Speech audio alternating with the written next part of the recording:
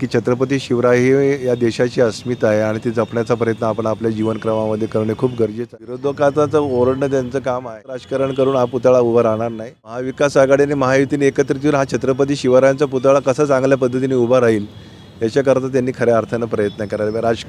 2 दिवसांपूर्वी मालवण येथील छत्रपती शिवाजी महाराजांचा पुतळा कोसळल्यामुळे सर्वत्र जे आहे ते खळबळ उडालेली आहे. राजकीय वर्तुळात देखील आपल्याला खळबळ उडाल्याचं पाहायला मिळत आहे. मालवण येथील जी दुर्घटना जी छत्रपती शिवरायांच्याबद्दल झालेली आहे त्याच्या निषेधार्थ आजचं हे आंदोलन आमचं या ठिकाणी राष्ट्रवादी काँग्रेस पक्षाच्या वतीनं होतं. अतिशय दुःख झालं या घटनेमुळे. तर आमची सगळ्यांची मागणी जरी आम्ही राज्य शासनामध्ये जरी असलो तरी ह्या घटनेला जे जबाबदारी त्या ठिकाणचे अधिकारी असतील, शिल्पकार असतील, आर्किटेक्ट असतील, इंजिनियर असतील यांना जबाबदार धरून त्यांच्यावरती कठोरातली कठोर कारवाई महाराष्ट्र शासनाकडनं लवकरात लवकर होणं गरजेचं आहे. आमचे नेते आदरणीय दादांनी संपूर्ण महाराष्ट्राची माफी देखील मागितलेली आहे.